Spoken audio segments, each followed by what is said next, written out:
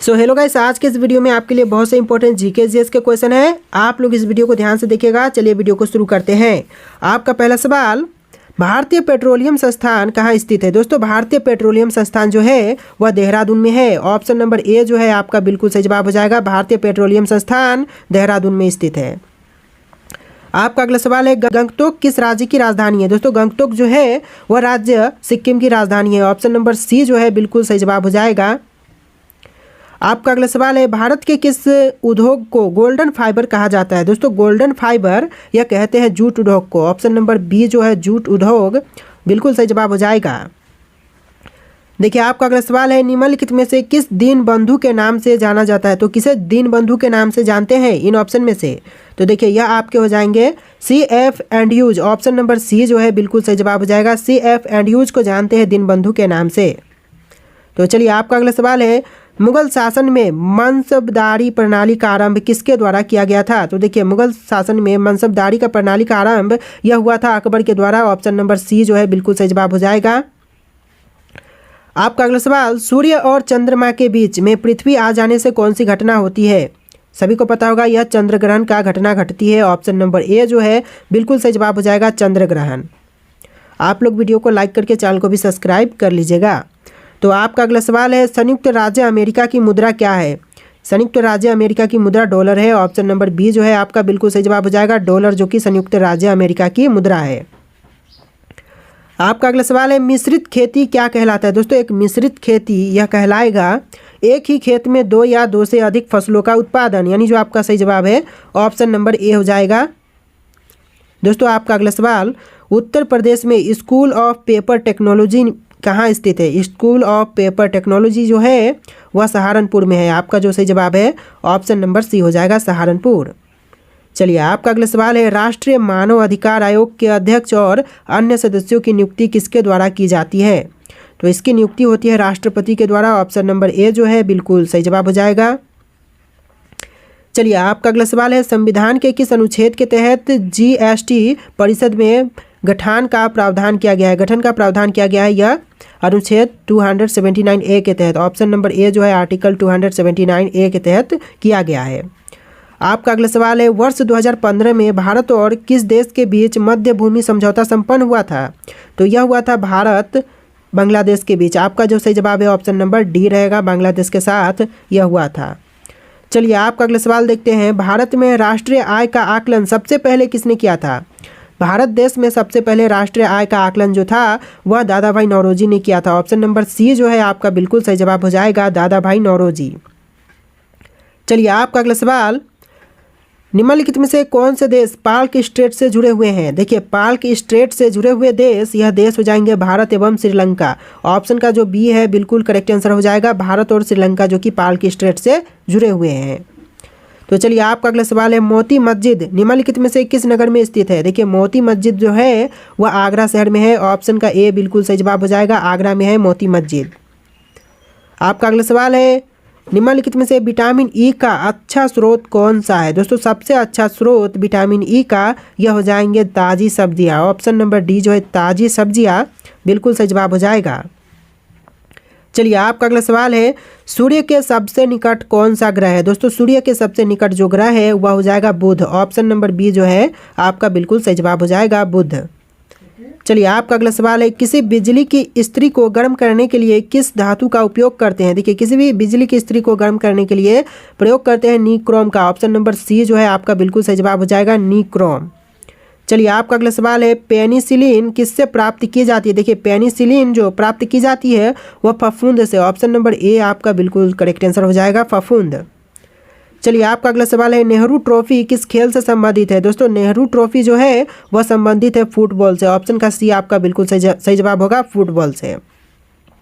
चलिए, आपका अगला सवाल है, वाहनों के अग्रदीपों हेडलाइटों में किस प्रकार के दर्पण का इस्तेमाल होते हैं? तो देखिए, वाहनों के अग्रदीप यानी हेडलाइटों में परवलय दर्पण का इस्तेमाल करते हैं। ऑप्शन नंबर डी जो है आपका बिल्कुल सही जवाब हो जाएगा, परवलय दर्पण।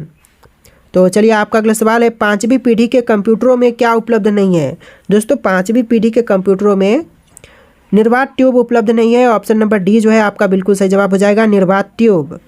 चलिए आपका अगला सवाल है, निम्नलिखित में से कौन भारत के प्रथम कानून मंत्री हैं? दोस्तों कानून मंत्री प्रथम बने थे, यह आपके हो जाएंगे option number D, doctor B R Ambedkar. आपका जो सही जवाब है ऑप्शन नंबर डी रहेगा, डॉक्टर बी आर अम्बेडकर।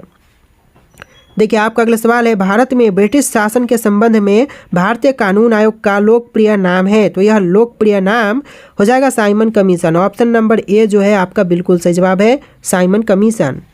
तो चलिए आपका अगला सवाल है, FATF की पूर्ण सदस्यता पाने वाला पहला अरब देश कौन सा था?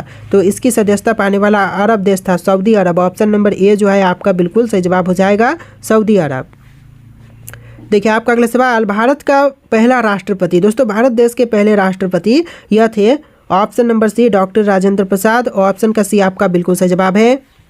देखिए आपका अगला सवाल है, विश्व रंगमंच दिवस कब मनाया जाता है? दोस्तों विश्व रंगमंच दिवस यह मनाते हैं 27 मार्च को। ऑप्शन नंबर सी जो है आपका बिल्कुल सही जवाब हो जाएगा।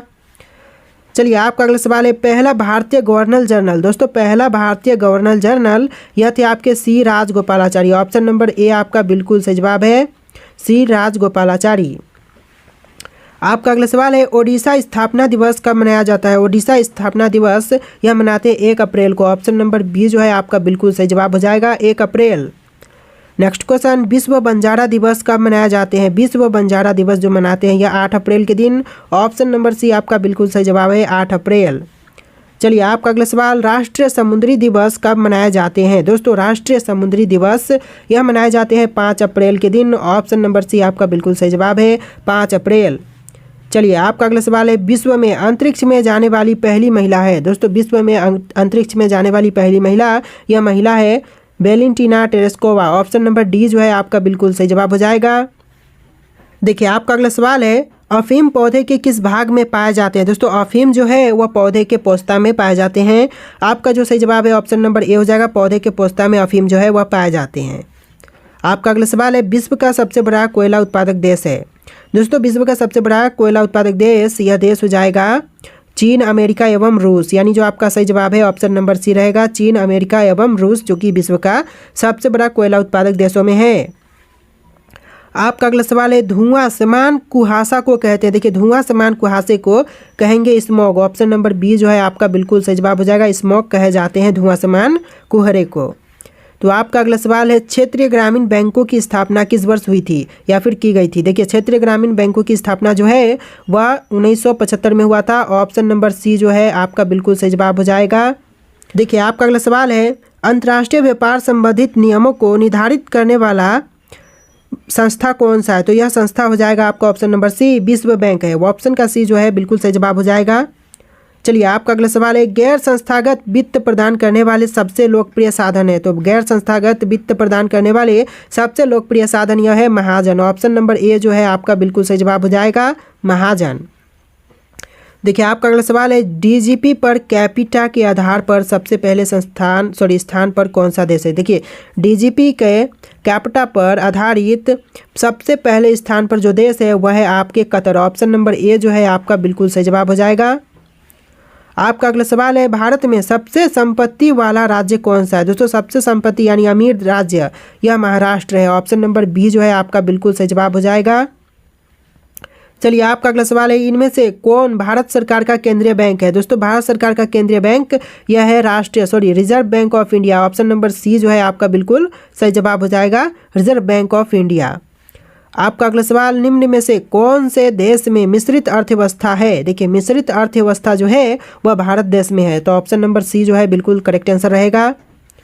चलिए आपका अगला सवाल है, आजकल मुद्रा का कौन सा रूप अधिक प्रचलन में है? दोस्तों मुद्रा का रूप जो अधिक प्रचलन में है वह पत्र मुद्रा है। ऑप्शन नंबर बी जो है आपका बिल्कुल सही जवाब है, पत्र मुद्रा। आपका अगला सवाल, इनमें से कौन प्लास्टिक मुद्रा के रूप में प्रचलित है? देखिए निम्नलिखित में से जो प्लास्टिक मुद्रा के रूप में प्रचलित है यह है एटीएम मनी। एटीएम जो आप जाकर के कैश विड्रॉ करते हैं। ऑप्शन नंबर ए आपका बिल्कुल सही जवाब हो जाएगा।